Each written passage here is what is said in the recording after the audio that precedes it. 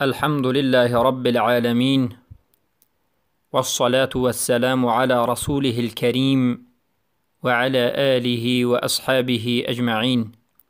أما بعد، السلام عليكم ورحمة الله وبركاته.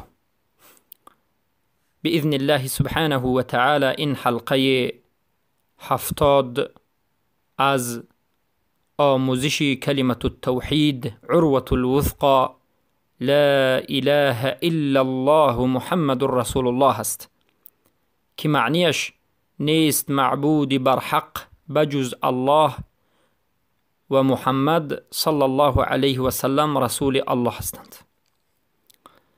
بارک الله فیکم. این چنین در این حلقه سخنهای باقی مانده از علمای اهل سنت و الجماعت را در مسئله این که اسلام قبول نمی گردد مگرم با براءت از مشرکین و تکفیر آنها بیان می نماییم. در 2 حلقه گذشته ما سخنهای علما را ذکر کردیم، بخصوص سخنهای علمای نجد را. در حلقه 68 بیان نمودیم که محمد ابن عبدالوهاب چی گفتند و بعد از این در حلقه 69 بیان نمودیم که فرزندان و نبیرگان محمد ابن عبدالوهاب از امامهای اهل سنت و الجماعت در این مسئله چی گفتند.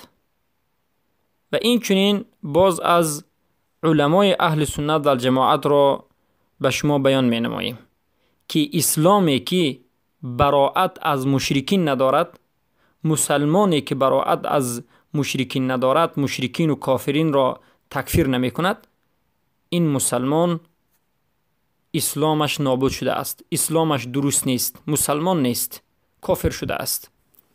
بارک الله فیکم. و در این مسئله یکی از نبیرگان شیخ محمد ابن عبدالوهاب، علمای دارالنجد، اسحاق ابن عبدالرحمن ابن حسن ابن محمد ابن عبدالوهاب میگویند ولا یکفی بغضهم بالقلب. کافی نیست که فقط کافران را به قلبتان بد ببینید، یعنی کافی نیست که فقط نسبت کافر در قلبتان بغض و عداوت داشته باشید، بل لابد من اظهار العداوة والبغضاء، بلکه لازم هست و ضرور است که انسان عداوت و بغض و دشمنیش را ظاهر بکند به جسم. و میگند فانظر الى هذا البيان الذي ليس بعده بيان.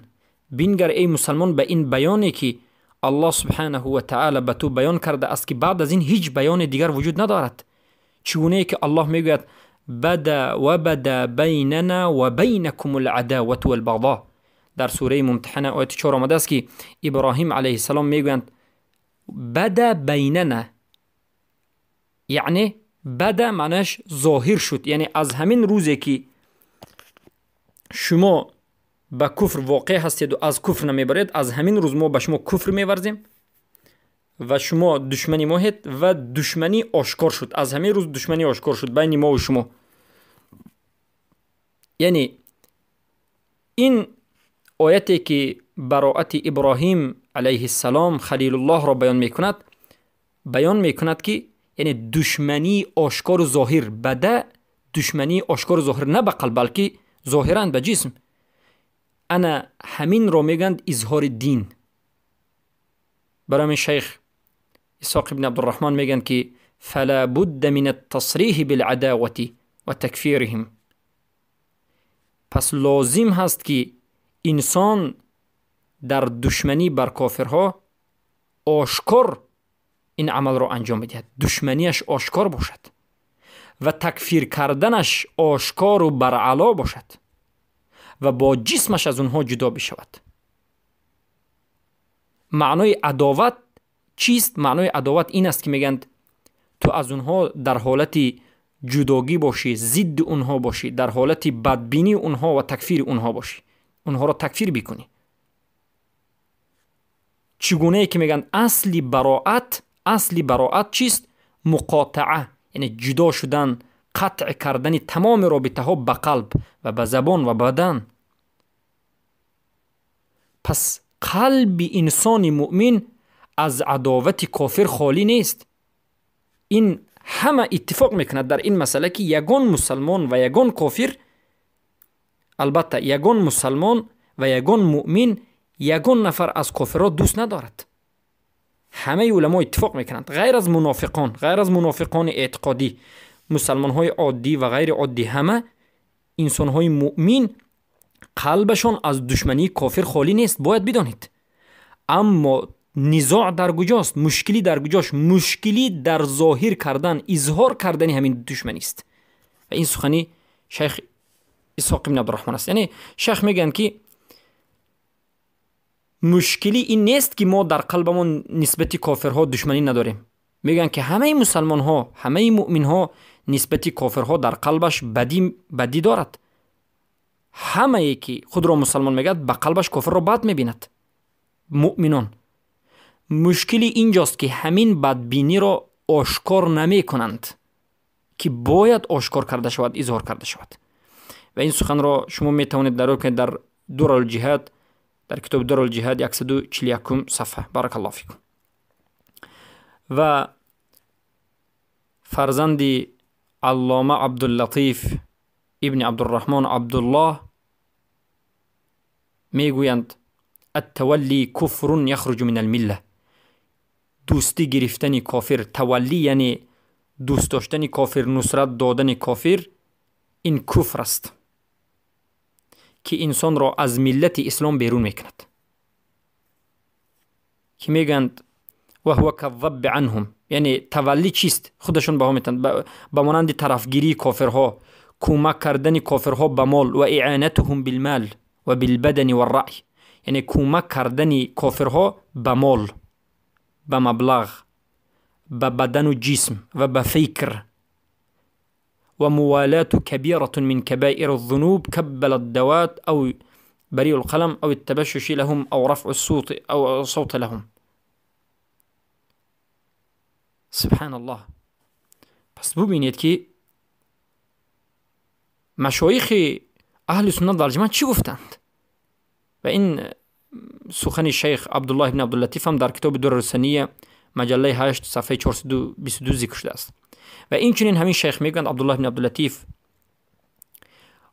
و من جرهم و اعانهم على المسلمین بأي اعانة فهي ردة صریحه. خوب دقت بدید که چی میگد. هر کسی که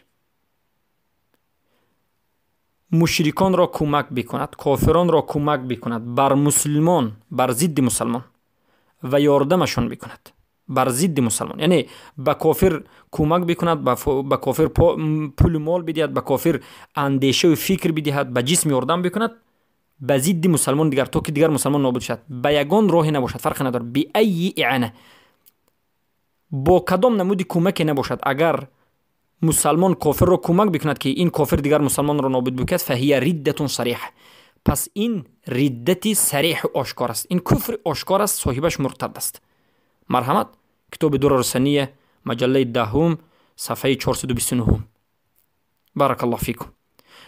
و شیخ حمد بن عتیق در کتاب بینهایت نفیس خود سبیل النجات والفکاک عند قوله تعالی، یعنی سبیل النجات ذکر میکنند، در زیر سخن الله سبحانه و تعالی تفسیر میکنند و میگویند در سوره، یعنی آیتی که در سوره ممتحنه آیت 4 آمده است، و بدا بیننا و بینکم العداوة والبغضاء، و ظاهر شد بین ما و شما عداوت و دشمنی و بغض ابدا، ابدی، حتی تؤمنوا بالله وحده، تا همون زمانی که به الله ایمان میبرید. شیخ حمد میگویند که تأمل کن، تأمل تقديم العداوة على البغضاء لأن الأولى أهم من الثانية، لأن الأولى أهم من الثانية، فإن الإنسان قد يبغض المشركين ولا يعاديهم فلا يكون آتيا بالواجب عليه حتى تحصل منه العداوة والبغضاء. سبحان الله. ببینید شیخ میگن تأمل به این آیت بکنید، در بالای این آیت فکر و اندیشه بکنید که الله سبحانه و تعالی در این آیت عداوت را از بغض، بغضا پیش ذکر کرده است. ببینید و بدا و ظاهر است بیننا، بین ما و شما، بینکم یعنی بین شما، عداوت و البغضا، بعد از این عداوت بعد بغضا آمده است. اول عداوت آمده است، بعد بغض آمده است. ما گفتیم بغض این امری درونی است، بعد دیدن کافر به قلب. عداوت نشان دادن همین بدبینی به جسم. شیخ میگن برای این الله عداوت را پیش از بغض گفت که ذکر نمود که عداوت مهمتر از بغضا هست، زیرا که در بعضی حالتها انسان به قلبش کافر را بد میبیند، به قلبش مشرک را بد میبیند، اما معادات نمی کند، دشمنی ظاهری نمی کند. پس به همین سبب واجبات از واجبات دین را ترک می کند و در این حالت براءتش به وجود نآمده است، حقیقی نیست. پس باید در هر یک انسان عداوت و بغض به وجود بیاید و ظاهر باشد و همیشه باشد.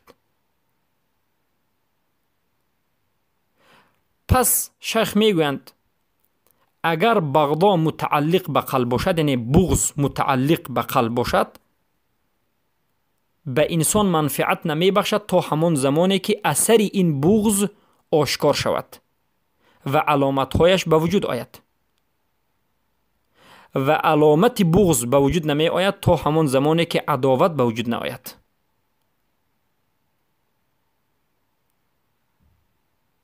سبحان الله. اما میگند اگر انسان موالاتش به کافر سخت باشد، همیشه موالات به کافر بکند، این دلالت میکند که در قلبش هم این انسان بغض ندارد. پس ما میگویم براءت کافرین، براءت مشرکین اصلش با قلب است. این اصل دین است. به قلب کسی که کافر را بد نمی‌بیند این کافر است. اما به جسم نشان دادن این واجبات است که به ترکش انسان در حالتی که نمیتواند کافر نمی شود، اما در حالتی که استطاعت دارد و نمی کند البته انسان را به کفر میبرد. پس شیخ میگویند فإن كثيرا من الناس قد ظن أنه إذا قدر على أن يتلفظ بالشهادتين ويصلي الصلاة ولا يرد عن المساجد فقد أظهر دينه إن كان مع ذلك بين المشركين أو في أماكن المرتدين وقد غلطوا أقبح الغلط. بسیاری از مردم گمان میکنند که اگر قادر بشوند به تلفظ شهادتین، یعنی اشهد ان لا اله الا الله و اشهد ان محمد رسول الله را بگویند و نماز بخوانند و در مسجدها به جماعت اشتراک بکنند، دین را آشکار بکنند، همین برای اونها کافی است، گرچنده که در بین مشرکین زندگی کنند، گرچنده که در بین مرتدین زندگی بکنند. اما میگن این غلط است. به تحقیق به همین فکرشون به غلطی سختترین واقع شدن. قبیحترین غلط همین است که انسان فکر بکند که لا اله الا الله محمد رسول الله بگد نماز خواند کافی است. نه، البته باید از مشرکین براءت بجوید، باید از مرتدین براءت بجوید، باید تکفیرشون بکند، باید از بین اونها دور بشود، البته به قدر استطاعت و توانایی. سبحان الله. پس قرآن و سنت دلالت بر این می کند که اگر مسلمان به کافر موالات بکند یا که از مسلمان موالات به اهل شرک حاصل شود و اطاعت اونها را انجام بدهد، به همین عملش مرتد می شود و از دین الله خارج می شود. و این سخن البته سخنی بنده نیست، سخن عیناً سخن شیخ عبدالله ابن عبداللطیف است که شما میتونید در کتاب الدرر مجله 9 صفحه 263 پیدا بکنید که یعنی قرآن و سنت به همین دلالت میکرد که اگر در مسلمان موالات اهل شرک، موالات اهل کفار، دوستداری اونها، نصرت اهل کفار، یاردم اهل کفار در مسلمان با وجود آید، این مسلمان به همین عملش مرتد می شود و از دین خارج می شود. و این سخن شیخ نبیره و یا که ابیره شیخ محمد بن عبدالوهاب است. و این چنین همین شیخ میگویند إن مظاهرة المشركين و دلالتهم على عورات المسلمين والضب عنهم باللسان أو الرضا بما هم عليه، كل هذه مكفرات، فمن صدرت منه فهو مرتد، وإن كان مع ذلك يبغض الكفار ويحب المسلمين. سبحان الله. البته کمک کردن و یاری دادن و موالات مشرکین و نشان دادن یا که دلالت کردن مشرکین بر عورات مسلمین یا که حفظ کردن یا که دفاع کردن از مشرکین با زبان یا رضا شدن به آنچه که کافرها در همون کفرشان هستند، همه این عملها از مکفرات است. هر کسی که از وی همین چیزهای گفته شده به وجود آید صادر بشود پس او مرتد است، گرچنده که کافرها را بد بیند و مسلمانها را دوست دارد. یعنی یک کس کافر را بد بیند، مسلمان را دوست دارد، کافر را بد می‌بیند، مسلمان را دوست می‌دارد، اما مظاهره مشرکین دارد، مشرکین و کافرین را کمک میکند تا که مسلمان ها را نابود بکند، موحدین را نابود بکند، یا که با زبان دفاع میکند. در حق کافر صحبت کردی تمام تو به حبس میروی، در حق کافر صحبت کردی تو به قتل میروی، یا که رضا شود به کافرایی که در همین کفرشان هستند. همه این از مکفرات است، انسان را کافر مرتد میکند. و البته این سخن شیخ عبدالله ابن عبداللطیف است که در کتاب الدفاع عن اهل السنة والاتباع صفحه 31 آمده است. نام کتاب الدفاع عن اهل السنة والاتباع در صفحه 31 آمده است. بارک الله فیکم. پس برادرانم و خواهران بزرگوارم، بارک الله فیکم، مقصد از این همه ذکر سخنهای علمای دار النجد و علمای اهل سنت و الجماعت برای شما چیست؟ مقصود ما از این همه نقل هایی که از سخنهای علما به مانند محمد ابن عبدالوهاب، از فرزندانشان، از نبیرگانشان سلیمان ابن عبدالله، عبدالرحمن، عبداللطیف، عبدالله، اسحاق و غیره، این است که بدانید که این شیخ ها همه اشان اهل سنت و الجماعت بودند و بدانید که اینها امامان و بزرگان اهل سنت و الجماعت بودند و همه این شیخ‌ها کمک کردن کافران و موالات کافران، دوستی اونها، یاری دادن اونها به یگان نمود یاری باشد ضد مسلمان ها، همه اش را کفر نامیدند. و همه این سخن‌های از این شیخ‌ها ذکر شده این رد است برای کسانی که امروز تلبیس میکنند،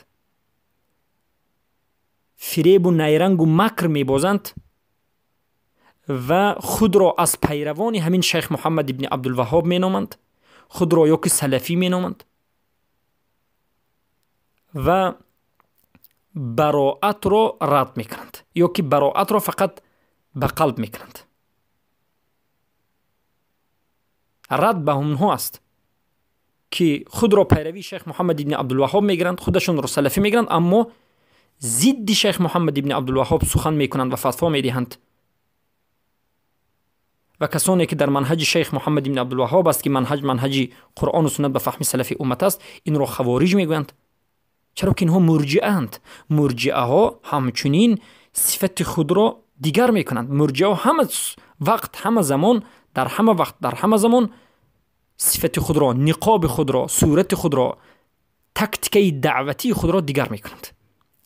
یگان مراتبه در این روی دنیا از اول پیدایش مرجئه تا امروز، مرجئه نگفت است که ما مرجئه همیشه خودش را اهل سنت میگوید و اهل سنت را خوارج میگوید. چه خیلی که شیخ الاسلام را خوارج گفتند، چه خیلی که ابن القیم الجوزی را خوارج گفتند، چه خیلی که در کتاب نونیه ابن القیم الجوزی ذکر میکنند و چه خیلی که ابن محمد ابن عبدالوهاب را خوارج گفتند.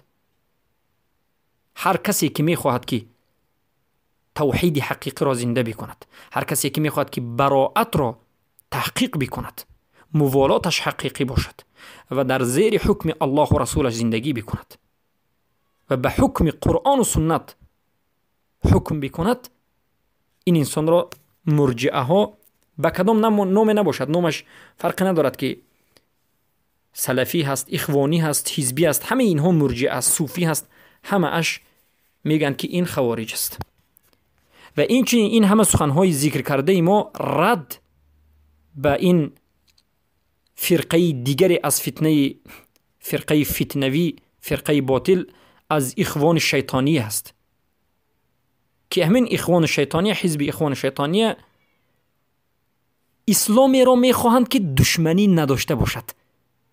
اخوانی ها میخواهند که یک اسلام به وجود بیارند، اسلام سازند، سیستم سازند که دشمنی ضد کافرها نباشد و این چنین تکفیر کافرها نباشد و برای به وجود آوردن همین نمودی اسلام بینیوت کوشش میکنند، همین نمودی منهج را میخواهند که به وجود اند و به نهایت کوشش کردند که یک توحید را بسازند، توحید را بسازند که در وی کفر بر طاغوت نباشد. اما الله سبحانه و تعالی خارشان میکند و نابودشان میکند و روز از روز شکست میخورند. و نه فقط حزب اخوان شیطانیه بلکه دیگر از حزب‌های باطل همه اشون همینند، خواه از حزب نهضت باشد، خواه از حزب ترکی باشد، از حزب ملایزی باشد، تمام حزب‌هایی که امروز خود را به اسلام نسبت میدهند میخواهند که یک توحید را به وجود بیارند که کفر بر طاغوتش نباشد. در مسئله براءت هیچ صحبتی نیست. خیلی که امروز حزب سلفی که خودش را سلفی میگوید، حزب نور که یک شیخ مشایخ بزرگش یاسر برهامی است که البته اینها در حقیقت فقط دعوایشون سلفی هست، اینها سلفی نیستند. اهل سلف از اینها بیزارند. اهل سلف اینها اهل قرآن و سنت بودند. صحابگان رسول اکرم صلی الله علیه و سلم هیچگاه به کفر راضی نشدند. در نزد صحابگان اولین و مهمترین چیز بعد از به اسلام داخل شدن این براءت از مشرکین و تکفیر آنها بود و این البته واجبات دین است و بغض آنها از اصول دین است که ترکش کفر است. پس این فرقه های باطل به سوی یک دین خودشون دین ساختن که به سوی این مردم را دعوت میکنن که هیچ حقیقتی ندارد، به سوی مذهب ارجائی دعوت میکنند که هیچ فایده به امت اسلام نمیبخشد. پس والله قسم به الله ما سخنان و کلام اهل سلف را که نسبت مرجعه گفته بودند حقیقتش را تا امروز نفهمیده بودیم. تا زمانی که مرجعه را به چشم سرمان ندیدیم نفهمیده بودیم. بعد از این که مرجعه های امروز را آموختیم، دیدیم، فتواهای اونها را دیدیم، مقصد اونها را آموختیم، بعد از این کلام اهل سلف این امت از صحابگان تابعین و تبع تابعین به ما کشاده شد، به ما فهما شد که چقدر این مرجعه ها خطری بزرگ دارند. به نهایت این مرجعه ها در حقیقت یک بلای بزرگ و ضرر سخت برای امت اسلام هستند و فساد بین‌الملل شدیدی را می‌آورند، زیرا که همین ها هستند که میگویند حکم الله و رسولش را ترک کردن هیچ مشکلی ندارد. همین ها هستند که براءت را ترک نمودند و همین ها هستند که سبب شدند که مسلمان ها در حالت خواری باشند و عزت نداشته باشند. پس از الله سبحانه و تعالی طلب می نماییم که الله امت اسلام را به عقیده صحیح اهل سنت و الجماعت برگرداند و همه را به زیر قرآن و سنت به فهم سلف امت جمع نماید و از فتنه این فرقه های باطل همه اهل سنت و الجماعت را نگه دارد. بارک الله فیکم، حیاکم الله و بیاکم. با همین در حقیقت شرح پنجمین شرط صحت لا اله الا الله المحبه به پایان رسید. در حقیقت شرح پنجمین شرط صحت لا اله الا الله بنا طولانی شد، والله علم 17 حلقه یا 16 حلقه فقط ما شرط پنجم صحت لا اله الا الله المحبه را شرح دادیم. تا امروز ما به شما شرط اول العلم، شرط دوم الیقین، شرط سوم صدق، شرط چهارم اخلاص، شرط پنجم المحبت را شرح دادیم. البته ضد این همه را هم شرح دادیم. علم ضدش جهل، یقین ضدش شک، شبهه و ریب، و صدق ضدش کذب و نفاق، اخلاص ضد شرک و محبت که ما شرحمان به پایان رسید و در زیر محبت الولاء و البرا که شرط صحت محبت از ذکر کرده شد و باذن الله در حلقه های آینده در مسئله کفر بغض و کفر اکراه یا که کفر و کریه را، کفر بدبینی دین را که ضد محبت است بیان خواهیم نمود و از الله سبحانه و تعالی می طلبیم که به ما توفیق محبت حقیقی را عطا فرماید و ما را از جمله کسانی بگرداند که الولاء و البرا را تحقیق نماییم و از جمله موحدین باشیم و الله سبحانه و تعالی ما را از جمله کسانی بگردان که بهترین و حقترین سخن را بشنویم و پیروی آن باشیم و از سخنهای باطل دور باشیم.